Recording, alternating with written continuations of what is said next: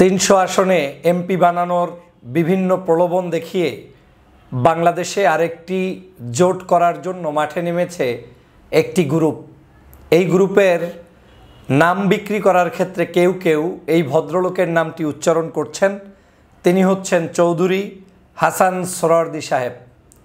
এই চৌধুরী হাসান সোহরাওয়ার্দীর সাথে বাংলাদেশের পুঁথিযশা বিভিন্ন দরবার শরীফের পীর সাহেবদের নামও তারা বিভিন্ন জায়গায় বিক্রি করে চলেছেন। তারা বলে বেড়াচ্ছেন যে আমাদের সাথে প্রায় 600-র অধিক পীর সাহেব, আমাদের সাথে প্রায় বিভিন্ন মহলের মানুষ তারা সম্পৃক্ত, এবং আমাদের এই আন্দোলনটা হচ্ছে সকল নির্যাতিত মানুষদেরকে সাথে নিয়ে বিভিন্ন দল থেকে যারা পদবঞ্চিত হয়েছে, যেমন জামাতের রোকন ছিল এখন কোনো ভ্যালু নেই, তার কোনো মূল্যায়ন নেই কিংবা বহিষ্কার হয়েছে, কিংবা বিএনপির ভালো কোনো পদে ছিল এখন কোনো কাজে আসছে না।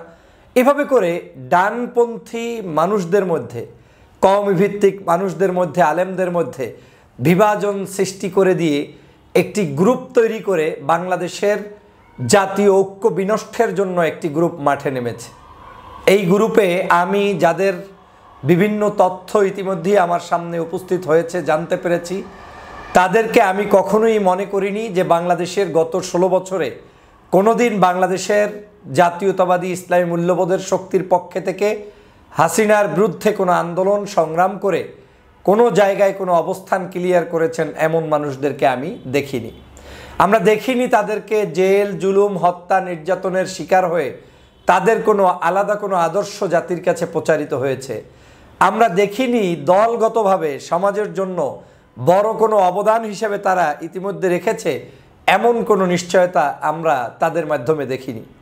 তো হঠাৎ করে এরা কারা, যারা এই সেনাবাহিনীর সাবেক কর্মকর্তা চৌধুরী হাসান সোহরাওয়ার্দী সাহেবেরও নাম বিক্রি করছে এবং বাংলাদেশের পুঁথিযশা বিভিন্ন দরবার শরীফের পীর সাহেবদের নামও বিক্রি করছে। যদিও আমি সকল পীর মাশায়েখদের সম্পর্কে অবগত, আমার কাছে ধারণায় মনে হয়েছে এটা একটি মিথ্যাচার, সে কারণে আমি তাদের কোনো দরবার শরীফের নাম উল্লেখ করছি না।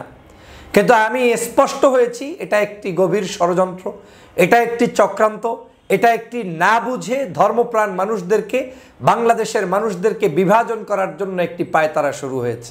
কেন তারা এই কাজটি করছেন, কি কারণে করছেন, এবং এই ব্যক্তিরা যে বিতর্কিত তার কিছু পরিচয় আপনাদের সামনে তুলে ধরছি। আপনারা জানেন যে বাংলাদেশে আমরা কম বেশি বিএনপি, জামাত, চরমোনাই, এর বাহিরে ছোট বড় রাজনৈতিক দল রয়েছে, এদেরকে নিয়েই আমরা পথ চলতে চাই। এরা আমাদের সাথে আছে। আবার নতুন রাজনৈতিক একটি দল গঠন হয়েছে 24-এর বিপ্লবের চেতনায়, তাদেরকে নিয়ে আমরা যে যেখানে খুশি তাকে ভোট দেব, কিংবা তাদেরকে নিয়েই পথ চলবো, যাদের সংগ্রামী জীবন আমার সামনে উপস্থাপিত হয়েছে।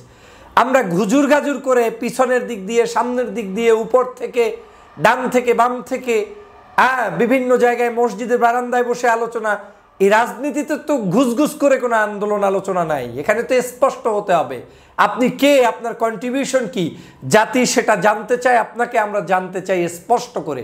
কিন্তু বাংলাদেশে বেশ 1-1.5 মাস আগ থেকেই একটি প্রচলন রয়েছে যে একটি 300 আসনে বিভিন্ন জনকে এমপি বানিয়ে দিবে, সেখানে প্রয়োজনে কওমিভিত্তিক আলেমদেরকে কিছু সিট দেওয়া হবে, পীর মাশায়েখদের কিছু সিট দেওয়া হবে, সাধারণ বঞ্চিত কিছু মানুষদের সিট দেওয়া হবে, অন্যরা তাদেরকে এমপি বানিয়ে দেবে। কত বড় পাওয়ার!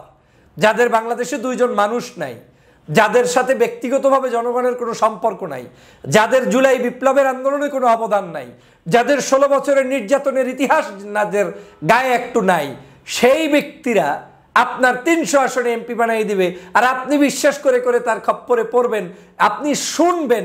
এই শোনার যে সময়টা, এটাও আমি মনে করি একটা ব্যর্থতা এবং আপনার সময় লস করা।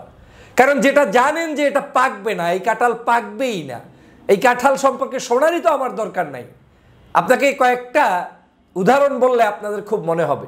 ফর এক্সাম্পল, এই যে চৌধুরী হাসান সোহরাওয়ার্দী সাহেব বিখ্যাত একজন ব্যক্তিত্ব, কিন্তু হঠাৎ করে বিএনপির, মনে আছে আপনাদের 28 অক্টোবরের সম্ভবত সেই সময়ে বিএনপির অফিসে আপনার আমাদের সাদেক হোসেন চৌধুরী সাহেবের যে ছেলে রয়েছে, ঢাকার জনতার মেয়র নামে খ্যাত, তার সাথে হঠাৎ একটা ছবি সহ বেশ ভাইরাল বক্তব্য বাংলাদেশের জনগণ বিভিন্ন জায়গায় তাদের মন্তব্য বক্তব্য দেখেছে।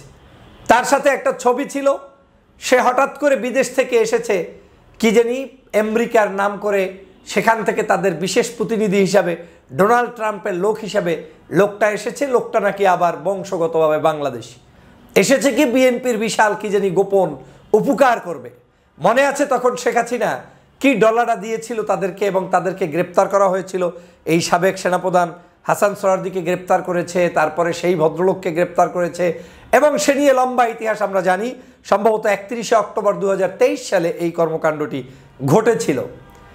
তো কেন তিনি বিএনপি অফিসে তখন আসবেন? আমার প্রশ্ন তখনও ছিল যে এগুলো ষড়যন্ত্রের অংশ হিসাবে কেউ না কেউ বিএনপির একটি বড় আন্দোলনকে নস্যাৎ করার জন্য বিতর্কিত ব্যক্তিদেরকে সেখানে পাঠিয়ে দিয়ে, যাদের বিএনপির সাথে কোনো সম্পর্ক নাই, বিএনপির কোনো কর্মপদ্ধতিতে নাই, তারা সেখানে কোনো অফিসিয়ালি মেম্বার না, কিচ্ছু না, হঠাৎ করে আন্দোলন চলা অবস্থায় বিতর্কিত ব্যক্তিদেরকে ট্রাম্পের নাম চালিয়ে কেন বিএনপি অফিসে আনা হলো, সেটা একটা ষড়যন্ত্র ছিল। এই একই ব্যক্তির দিয়ে আজকের আবার বিভিন্ন জায়গায় পীর মেশায়েখদের তালিকা করছে, বলছে বাংলাদেশের 600 পীর আছে। কয়শো পীর আছে? পীরের গোষ্ঠীর সন্তান আমি জানি যে পীর কারে বলে, কয়জন হকপন্থী পীর আছে, কোন পীরের কি মুজিজা আছে, কারামতি আছে, আমার চাইতে বেশি এই অনলাইন জগতে আর কেউ জানেন না। তো বাংলাদেশে মিথ্যাচার কেন করছেন? আলেমদেরকে শুধু শুধু বিভাজন কেন করছেন? আলেমদেরকে শুধু শুধু মানুষের কাছে কালার কেন করছেন? আপনারা যে উদ্যোগ নিয়ে যেই ব্যক্তিরা কয়েকজন আলেম মিলে এখানে আছেন, যে কয়েকজন আলেমের পিকচার আমি জানি, আমি তাদেরকে হাইলাইট করতে চাই না, এই ব্যক্তিবর্গ মিলেমিশে বাংলাদেশের যখনই দেখেছে জামাত, চরমনাই, ইসলামপন্থী অন্য রাজনৈতিক দল, হেফাজত একত্রিত হতে পারে, শরীরের মধ্যে তাদের জ্বালাপালা শুরু হয়ে গিয়েছে এটাকে ভাঙার জন্য। আবার অনেকের জ্বালাপালা হতে পারে বিএনপি বৃহত্তর একটি শক্তি, এই শক্তিটাকেও নস্যাৎ করা যায়, তাই তৃতীয় আর একটা কিছু আবিষ্কার করা যায় কিনা, সে কারণে তাদেরকেও ভেঙে চুরে চুরমার করার জন্য এই লোকগুলো মাঠে নেমেছে। আমরা বাংলাদেশের পরিচিত রাজনৈতিক দলের বাহিরে আমরা কোনো মানুষকে বিশ্বাস করতে চাই না। বাংলাদেশের বৃহত্তর রাজনৈতিক দল বিএনপি, জামাতে ইসলামী, ইসলামী আন্দোলন, তারপরে নতুন যে ছাত্রদের রাজনৈতিক সংগঠন, গণ অধিকার পরিষদ, বিভিন্ন নামে বেনামে এই দেশের সংগঠন রয়েছে, বিশেষ করে যাদের নাম আমি বললাম। জনগণ তাদের মধ্য থেকে বাছাই করে যাকে খুশি তাকে ভোট দেবে, আমার কোনো আপত্তি নাই। কিন্তু পরিচয় নাই, নাম সর্বস্ব কোনো ব্যক্তি যদি আপনার কাছে এসে কোনো পরিকল্পনা দেখাইয়া বলে এই প্যাটার্নটে আমরা একটা পরিকল্পনা করব, মনে রাখবেন পৃথিবী উল্টে যেতে পারে, কেয়ামত হয়ে যেতে পারে, এই পরিকল্পনা কোনোদিন বাস্তবায়ন হবে না। এগুলো হচ্ছে রয়ের মাস্টার প্ল্যানের একটা অংশ, বিদেশিদের একটা অংশ। তাদের পরিকল্পনার ভিত্তিতে এরকম করে করে এমন একটা কিছু করে দেয় যাতে বৃহত্তর ঐক্য সংগঠিত হতে না পারে। আমি বাংলাদেশের বিএনপির জাতীয় বড় ধরনের ঐক্য হয়ে কোনো একটি জোট হলে আমি সেটার পক্ষে। আমি জামাতের নিয়ন্ত্রিত ইসলামী মূল্যবোধের শক্তিগুলো সহ বিভিন্ন রাজনৈতিক দল কার্যক্রম করলে আমি সেটার পক্ষে। আমি এর বাহিরে অন্য অন্য ছাত্রদেরকে অন্তত 24-এ তারা আন্দোলন করেছে, বিপ্লব করেছে, আমি তাদের পক্ষে। গণ অধিকার পরিষদ 18 সাল থেকে রাজপথে আন্দোলন করেছে, সেখানে মানুষের কোটা সংস্কার আন্দোলন থেকে শুরু করে রাজপথের বিভিন্ন আন্দোলনে তারা ঢাকা বিশ্ববিদ্যালয়ের মারপিট খেয়েছে। বিপি নূরের পক্ষে, আমি পক্ষে। তারা যদি যে কোনো জায়গায় আহ্বান করে, আমি সেই আহ্বানে আপনি সাড়া দিয়ে তাদের সাথে জোট করে নির্বাচন করেন। জনগণ আপনাকে পছন্দ করলে আলহামদুলিল্লাহ, না করলে নাই। কিন্তু জনগণ আপনাকে চেনে না, জনগণ আপনাকে জানে না, আপনার রাষ্ট্রের জন্য কোনো কন্ট্রিবিউশন নাই, দেশের জন্য কোনো কন্ট্রিবিউশন নাই, আপনাকে আমি বিশ্বাস কি কারণে করব? এবং যেই মানুষগুলো এই মানুষগুলোর ফান্দে পড়া শুরু করেছে, এই মানুষগুলো গত 16 বছর পর্যন্ত কোনোদিন আমাদের এই আন্দোলন সংগ্রামে ছিল না, না অনলাইনে না অফলাইনে।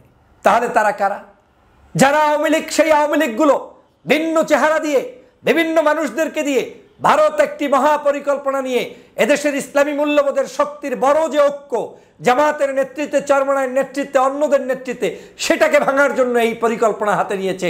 অথবা বিএনপি সহ তাদেরকে একেবারে সারা বাংলাদেশের কাছে একেবারে দুর্বল উপস্থাপিত করার জন্য, তাদেরকে ভাঙার জন্য এই ষড়যন্ত্রে মাঠে নেমেছে।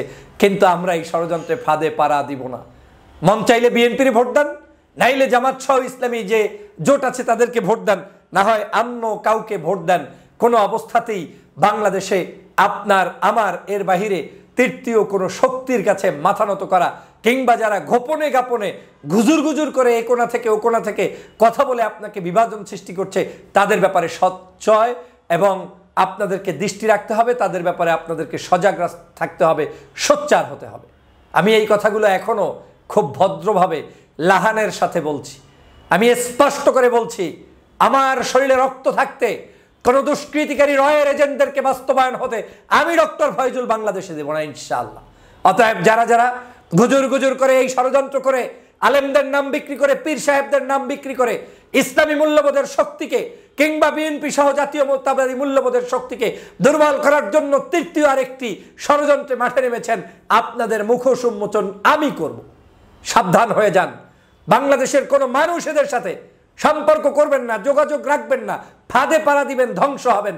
যেভাবে বিএনপিকে বিতর্কিত করার জন্য সেই 28 অক্টোবরের আগে এই ব্যক্তিরা মাঠে নেমেছিল।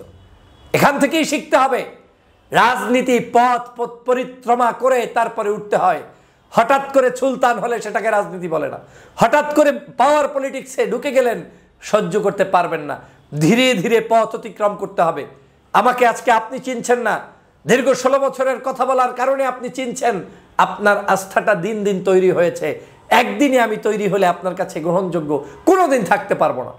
অতএব এই নতুন ষড়যন্ত্রবাজদের ব্যাপারে যদি কেউ আপনাদের কাছে দাওয়াত দিতে আসে, প্রথমেই তাকে জিজ্ঞেস করবেন, তুমি কে? What is your contribution? তুমি কি করেছো আমার দেশের জন্য? তোমার অবদান কি? তুমি কি কারণে কার কথায় নেমেছো? আপনাদেরকে একটু সাবধান করে দিচ্ছি, বাংলাদেশে মহা পরিকল্পনা হাতে নেওয়া হয়েছে। যে কোনো মূল্যে অস্থিতিশীল পরিস্থিতি রাখবে, স্থিতিশীল থাকতে পারবে না। এদেশে প্রমাণ করার চেষ্টা করা হচ্ছে আওয়ামী লীগ বেস্ট, আওয়ামী লীগই ভালো, শেখ হাসিনাই ভালো ছিল। এই পরিকল্পনার জন্য কিছু মানুষদেরকে মাঠে নামানো হয়েছে। যখন এদেশের ইসলামপন্থী মানুষরা একটু ঐক্যবদ্ধভাবে সামনে যাচ্ছে কিংবা রাজনীতিতে পরিবর্তন এসেছে, বিএনপি তাদের রাজনৈতিক জায়গায় দলের মধ্যে সংস্কার করছে, যারা চুরি ডাকাতির সাথে সম্পৃক্ত বহিষ্কার করছে, একটা ভালো পরিবেশ বিরাজ করা শুরু হয়েছে, তখনই এই অনৈক্যের বীজ বপন করার জন্য কাউকে না কাউকে পরিকল্পিতভাবে মাঠে নামিয়ে দিয়েছে। এবং তারা কিছুটা সফল হওয়ার যার প্রান্তে যাচ্ছে এই বলে যে মানুষদেরকে লোভ দিয়ে টাকা পয়সা পিছনে ইনভেস্ট করে গায়েবে বিভিন্ন জায়গায় তারা সেই ধরনের ষড়যন্ত্র করছে। উদ্দেশ্য একটাই, শক্তিশালী আপনাকে হতে দিবে না। আমি স্পষ্ট করে বলি, আপনার কাছে কোরআন এবং হাদিস যখন নিয়ে আসা হয়, আপনি যখন মূর্খ থাকেন, পড়তে জানেন না, নিশ্চয়ই আপনার কোনো একজন শিক্ষকের প্রয়োজন হয়। বাংলাদেশের রাজনীতিতেও আপনার শিক্ষকের প্রয়োজন। আপনি বিএনপি করেন, খালেদা জিয়ার মন্তব্যের বাহিরে যাবেন না। আপনি জামাত ইসলাম করেন, জামাতের আমিরের কথা বোঝার চেষ্টা করুন। চরমনাই করেন, চরমনের কথায় চলুন। অন্য ছাত্রদের দল করেন, ছাত্রদের কথায় চলুন। হঠাৎ করে কর্নার থেকে কেউ একজন এসে নতুন কোনো দাওয়াত দিতে আসলেই বুঝতে হবে কিছু না কিছু ডিস্টার্ব এখানে আছে। অতএব সতর্কতা অবলম্বন করুন, সবাই সবার জায়গা থেকে সতর্ক হন। এবং আমি অবশ্যই প্রত্যেকের, আমি যদি আমার এই ভিডিওর পরেও দেখি এই অ্যাক্টিভিটিসগুলো নিয়ে কেউ না কেউ মাঠে খেলছে, আমি প্রত্যেকের নাম, ছবি এবং যাদের নাম ব্যবহার করে কথা বলছে, আমি তাদের সাথে ফোনে কনফার্ম করব যে আপনি কি এই রাজনীতির সাথে সম্পৃক্ত হয়েছেন কিনা। আপনাকে কি তারা আপনার নাম বিক্রি করছে, আপনার দরবারের নাম বিক্রি করছে, আপনি কি তার সাথে আছেন কিনা, আমি জেনে তারপরে তাদের মুখোশ উন্মোচন করব। কারণ এই দেশের সকল পীর, মাশায়েখ, আলেম ওলামা, ইসলামপন্থী নাগরিকরা ভোট দিলে হয় ধানের শীষে দেবে, নয় দাঁড়িপাল্লায় দেবে, নয় ইসলামী আন্দোলনকে দেবে, নয় অন্য আর একটা পার্টিকে দেবে। কিন্তু কোনো ওই ভিতর থেকে হঠাৎ করে গজে ওঠা একেবারে 300 আসনে তালিকা করে করে এমপি বানিয়ে দেব, কালকে অমুকরে বানাবে, পরশু অমুকরে বানাবে। আপনি কে? আপনি কোত্থেকে এসেছেন? আপনার পরিচয় কি? এই মিথ্যাচারে আপনি ডুববেন না। ডুববেন তো আপনি আপনার দরবার, আপনি আপনার প্রতিষ্ঠান, আপনি আপনার কার্যক্রম, আপনি আপনার দল, আপনি আপনার ব্যক্তি জীবনকে ধ্বংস করবেন। কারণ এরা বাংলাদেশের কোনো গুড বুকের পিপল নয়। অতএব সাবধান হয়ে যান। বাংলার নাগরিকদেরকে উদাত্ত আহ্বান জানাবো, এখনই আপনাদেরকে সতর্ক হতে হবে।